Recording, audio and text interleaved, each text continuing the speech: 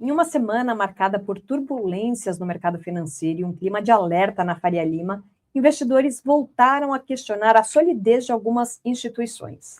Após a liquidação do Banco Master no fim do ano passado e agora da REAG, a gestora de fundos investigada por fraudes e ligações com crime organizado, a insegurança ganhou espaço no sistema financeiro. Diante desse cenário, a pergunta que se impõe é: como proteger o patrimônio e fazer escolhas mais seguras em um momento de instabilidade? Para analisar esse contexto e apontar caminhos possíveis para 2026, a gente conversa agora com Sidney Lima, analista da Ouro Preto Investimentos. Seja muito bem-vindo. Olá, é uma honra estar aqui com vocês novamente. É um prazer te receber aqui, Sidney, mais uma vez. Para a gente começar, vamos lá. Qual que é o impacto da liquidação do Master e agora da REAG para o mercado financeiro? Os investidores podem perder a confiança no sistema bancário como um todo? Ou essa crise está restrita a esses dois empreendimentos liquidados pelo BC? Eu acredito que é algo que o mercado como um todo ele já acabava esperando, tá, não é nenhuma grande novidade. Quando nós temos aí o efeito de novidade, quando a notícia chega de fato ao mercado, todo mundo começa a fazer conta, de fato, o quanto isso tende a impactar dos mais variados investimentos. É um caso que tem uma questão um pouco mais institucional do que necessariamente o impacto dentro dos investimentos e na credibilidade que nós temos do mercado financeiro como um todo, tá. Vale lembrar que são movimentos pontuais, por exemplo, nós olhamos aí o caso de uma gestora em específico com problema, mas na Ambima nós temos registradas mais de 1.000 gestoras, das mais variadas, com credibilidade, história. Então, assim, isso tem um peso muito grande na credibilidade como um todo do mercado financeiro. O caso Master já é algo que o mercado já está acompanhando aí bem de perto, tá. E essa liquidação aí por parte essa questão aí na REAG, o mercado também já acabava esperando. Não tende a ter um impacto, direto no custo de crédito, no custo de dinheiro ou na credibilidade para captação de recursos do mercado internacional. Eu vejo mais como uma questão mais institucional, tá, como algo mais pontual do que necessariamente um impacto nocivo aí para o sistema financeiro nacional. Agora, Sidney, a REAG, liquidada hoje, administrava fundos de até 341 bilhões em ativos, segundo o Banco Central, né? Como os investidores vão poder sacar esses valores? Aliás, como é que fica esse saque, por exemplo, no caso do Banco Master? Porque até agora nada aconteceu, né? Todo mundo tem que ficar atento aí como vai se dar esse processo aí perante os próprios comunicados do Banco Central, né. O Banco Central nos 2 casos, em ambos casos, a CVM também ela acaba envolvendo, né, questões aí, eles tendem a trazer ali clareza para os investidores. Quando a gente fala de fundos de investimento, existem caminhos diferentes, porque nos fundos de investimentos, eles exigem, né, o mercado como um todo, a regulamentação, as regras de fundos de investimento, ela precisa ser um pouco mais explícita do que no caso de algumas instituições financeiras, o recurso que é gerido por algumas instituições financeiras nos mais variados produtos. O fundo de investimento, ele vai reportar para a CVM, ele vai reportar para a própria Ambima e também para o Banco Central, dependendo da característica desse fundo de investimento, tá. Geralmente, nesses casos, essa gestão, ela vai ser passada para uma outra gestora, eles vão ou fechar esse fundo, isso daí precisa de uma clareza um pouco maior de como vai se dar esse processo aí, do que é gerido ali no caso da gestora. Agora o caso de uma instituição financeira de um banco, aí tem algumas características um pouco diferentes, que todo mundo já está debatendo aí, sobre a questão do FGC, aí tem aquela questão ali de TCU, STF, como vai se dar aí. Acredito que logo, logo começam a pagar aí aquelas questões do FGC, e o restante vai ter que recorrer aí na questão na esfera judicial para poder ter os seus reembolsos aí, os investimentos de alguns estados, de alguns fundos de pensão.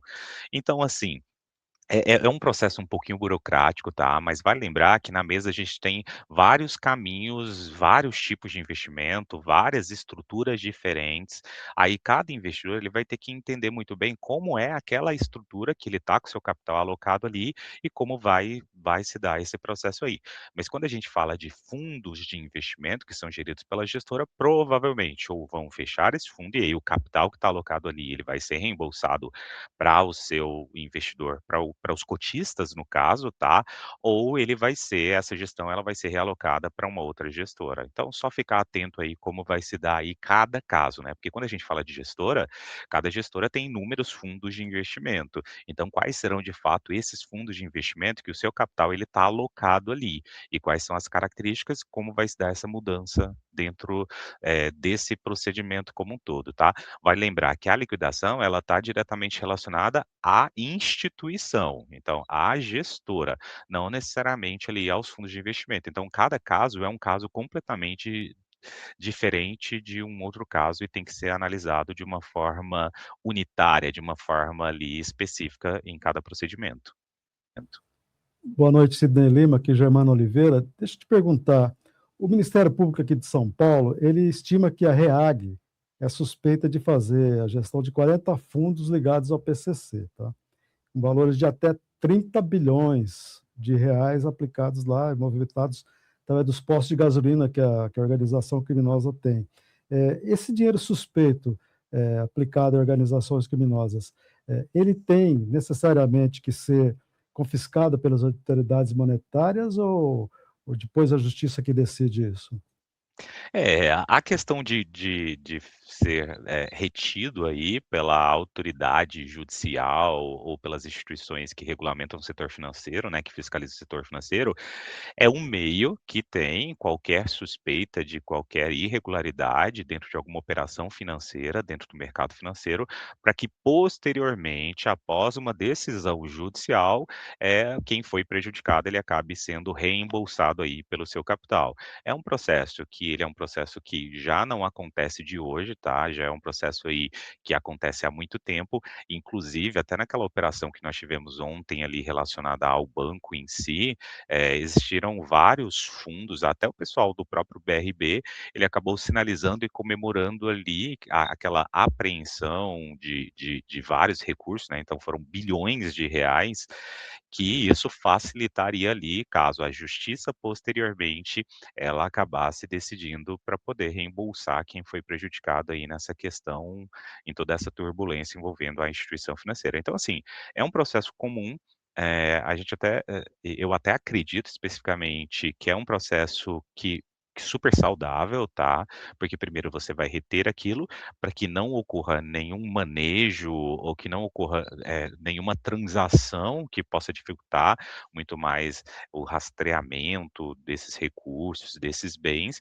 para que de fato, posteriormente, aí a justiça, depois de investigação, a própria polícia, ela vai investigar, vai estudar, vai periciar e aí ela vai decidir se de fato esses recursos que foram presos ali, né, eles vão ser, beneficiados, eles vão ser direcionados para quem foi prejudicado na operação, ou se não houve, perante a análise da justiça, alguém prejudicado ou nas proporções que foram prejudicados, esses recursos eles vão ser devolvidos para a origem. Então, assim, é um processo comum, é um processo já esperado, tá? E aí todos os 2 lados eles vão debater ali na justiça as suas razões. E aí a justiça decide, mas sim, esse fato de previamente fazer esse apreender esses recursos é um processo natural e eu vejo como saudável também nesse movimento. Na saúde financeira, tanto do Master quanto da REAG, ela já vinha sendo questionada há alguns meses, mas alguns investidores do mercado financeiro não levaram muito isso em consideração, né? Até porque alguns apostavam que, porque eles teriam ali aplicações com valores bem acima do que o mercado pagava, e então eles foram deixando o dinheiro lá. Agora, quais os sinais que o investidor deve interpretar para alocar o dinheiro em instituições financeiras seguras? A gente sempre fala que no mercado financeiro não existe almoço grátis, né, isso daí é a máxima do mercado, é um ditado meio que popular para mercado financeiro, e também tem aquele outro ditado popular, né, quando o milagre é grande demais, a gente acaba até desconfiando do santo. Então, assim, a dica que eu acabo dando para todo mundo é, quando você for fazer a alocação em determinados produtos de investimento das mais variadas instituições financeiras, olhe primeiramente, tá, para o histórico histórico que aquela instituição financeira tem, quantos anos essa empresa está ali dentro do mercado, tá? E aí, especificamente, quando você for fazer a sua alocação, tente entender este produto que você está alocando, tá? Então, assim, de onde ele vem, o que que de fato é. Porque muitas vezes a gente acaba percebendo que boa parte das pessoas, principalmente pessoa física, que faz alocação em determinados produtos, ela sequer tem ideia do que de fato ela está aplicando aquele dinheiro, e muitas vezes é porque o assessor acabou falando que é um produto muito bom, ou senão ela só olha ali, no caso de alguns fundos, qual foi a rentabilidade dos últimos 12 meses, e não olha bem ali qual é a projeção desse setor, tá. Então, assim, eu olho muito isso, mas na minha visão, o grande ponto de alerta é quando você olha um determinado produto que você vai fazer a alocação dos seus recursos, e você olha os produtos com aquelas mesmas características, o mesmo tipo de produto, tá, por exemplo, o caso de um CDB.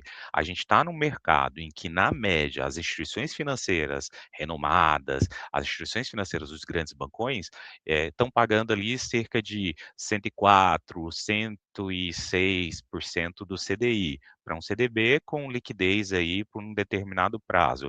E aí, de repente, você acaba vendo uma instituição financeira que está pagando 130, 140 e 120 e pouco. Então, assim, isso foge muito da prática que é negociada ali dentro do mercado, tá? E quando você pega, por exemplo, a média de remuneração que as instituições financeiras elas estão fazendo, ali, basicamente, a gente acaba olhando como uma média saudável para pagamento, porque você está emprestando o seu dinheiro, no caso do CDB, para uma instituição financeira. Então, assim, quanto mais CDI essa empresa está disposta a te remunerar, mais dinheiro ela vai ter que tirar do bolso. E aí pode ser que muitas vezes ela não tem uma capacidade financeira para poder honrar esse pagamento. Então, assim, de uma forma bem objetiva, eu acredito que o grande ponto de atenção quando a gente vai fazer uma alocação é a promessa de uma rentabilidade que foge muito, tá, do que tem sido praticado dentro do mercado. Bom, a gente está conversando hoje com Sidney Lima, analista da Ouro Preto Investimentos. Sidney, na prática, o que que diferencia uma instituição realmente segura de uma que só parece confiável aos olhos do investidor? Eu sei que você já falou, mas para quem é leigo por completo e só ouve indicações, como que você vai diferenciar? E essa crise envolvendo o Banco Master e a REAG pode servir como um ponto de virada na forma como as pessoas investem esse ano? Eu acredito que todo e qualquer acontecimento que a gente acaba tendo aí novo dentro do mercado, obviamente a legislação ela acaba sendo instigada a determinadas alterações, o cerco ele acaba ficando um pouquinho mais restrito, né, então as pessoas a cada momento que passa, elas acabam ficando muito mais exigentes em relação aos seus investimentos, principalmente no que tange a questão de credibilidade ali da instituição que ela está fazendo determinadas alocações. Quando a gente fala aí: "Poxa, como eu vou olhar a credibilidade de uma determinada instituição?". É basicamente fazer aquela pesquisa natural de, quantos anos essa instituição ela está no mercado, qual é a credibilidade que ela tem, qual é o nível de reclamação que eu tenho visto, faz uma pesquisa ali, quais são as reclamações que tem. Mas assim, um dos grandes pontos que eu vejo, abrindo o jogo para você, é que, como eu disse anteriormente, boa parte dos investidores, principalmente pessoa física, eles sequer têm ideia do que de fato consiste aquele produto.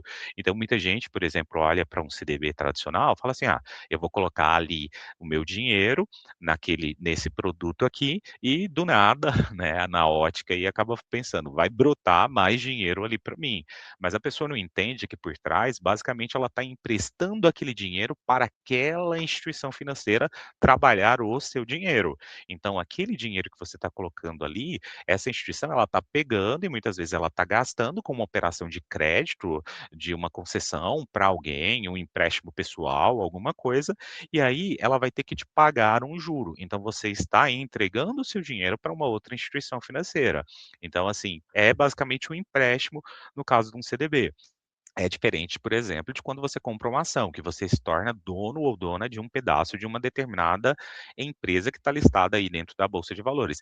Então, assim, eu acredito que a grande diferença tem sido nisso. E repito, o grande ponto de alerta é No caso, por exemplo, de um CDB, eu tenho uma instituição financeira que ela está me pagando 104% do CDI ou 99% do CDI, e todas as outras instituições estão nessa média, e de repente dispara ali uma empresa que ela está me pagando 130% do CDI. Isso para mim, ok, pode ser uma oportunidade de alocação que eu tenho ali, mas isso chama a atenção em que, poxa, se eu tenho uma rentabilidade muito fora da curva, eu tenho que entender muito bem qual é, principalmente, este tipo de produto, quais são os riscos que estão envolvidos deste tipo de produto, porque todos os investimentos, sem exceção, ele tem um risco, tá? Por mais que tenha FGC, mas ele tem um risco.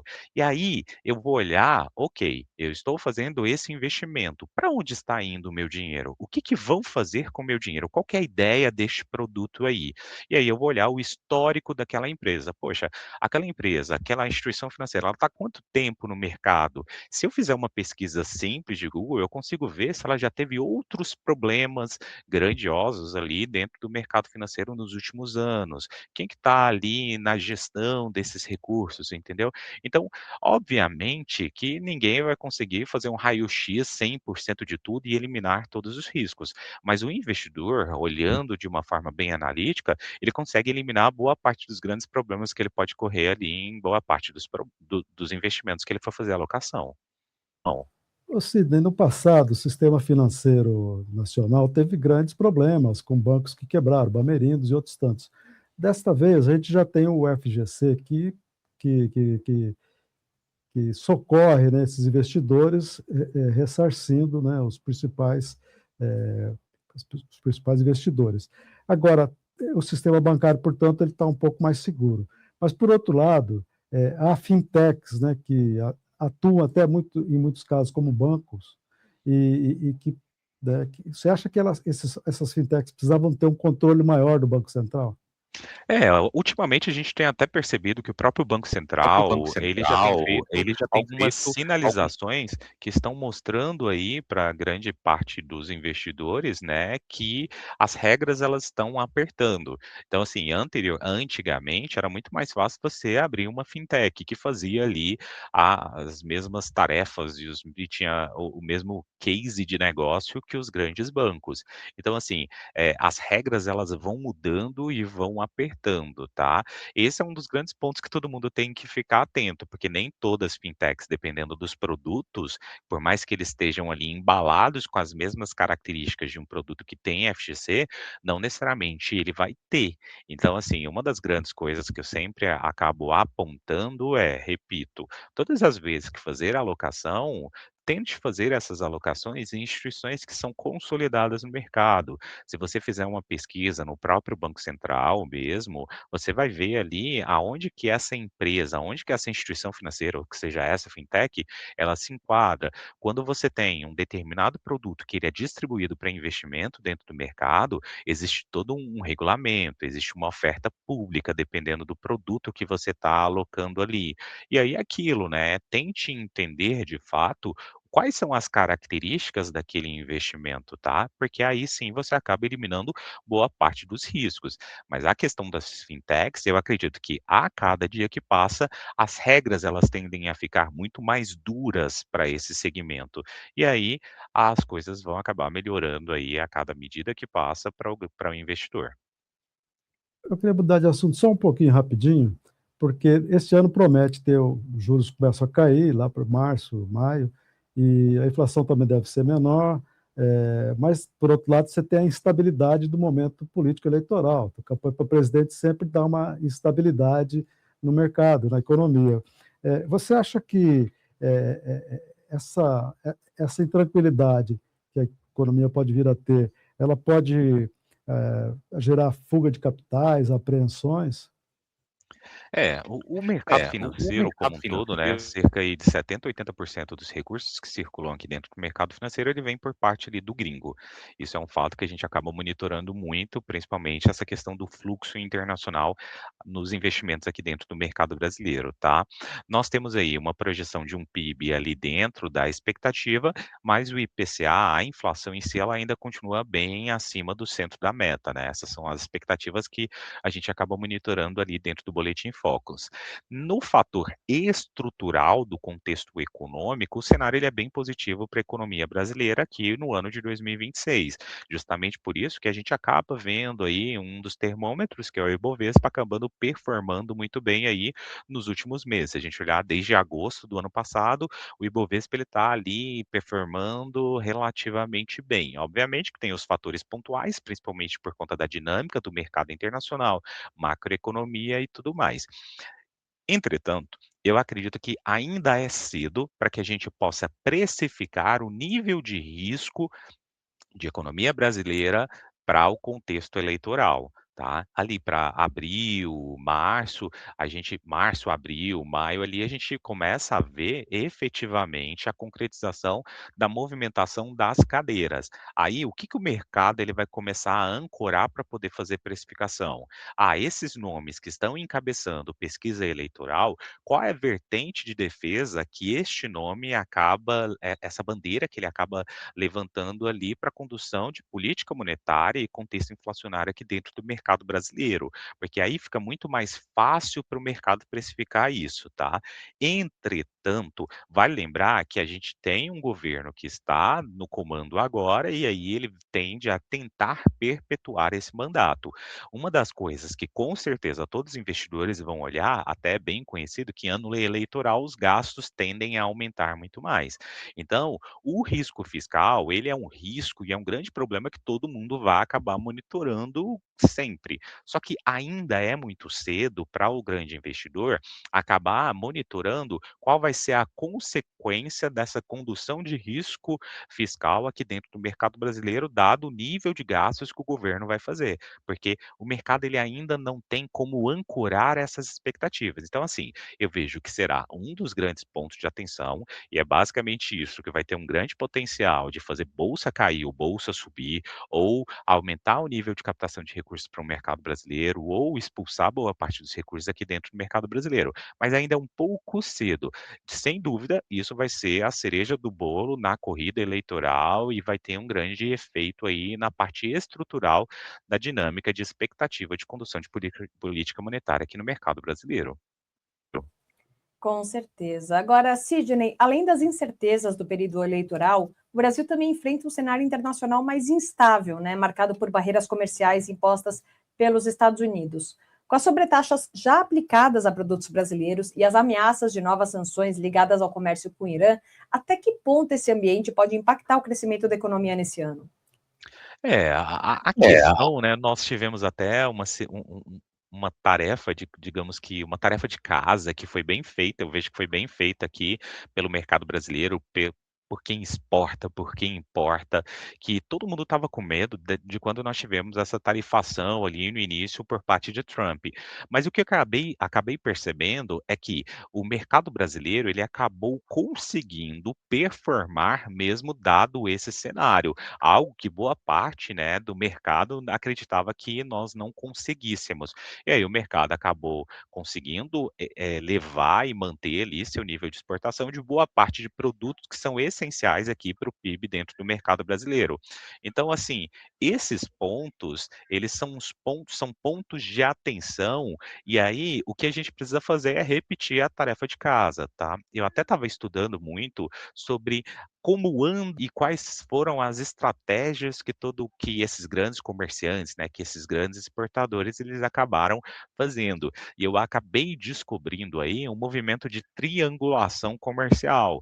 Então, por exemplo, nós temos uma determinada tributação em um produto brasileiro, mas a Colômbia ela não tem determinada tributação para este produto em específico. Então tem existido uma certa triangulação que o mercado brasileiro, esse exportador brasileiro exporta ali para um determinado empresário, para um grupo de empresas ali dentro da Colômbia, e estas empresas elas acabam exportando para o mercado norte-americano. governo. Isso, inclusive, tá, estava olhando a respeito de algumas teses, isso, inclusive, foram um dos fatores que fizeram com que boa parte das exportações do mercado brasileiro continuassem para o mercado norte-americano, só que de uma forma indireta.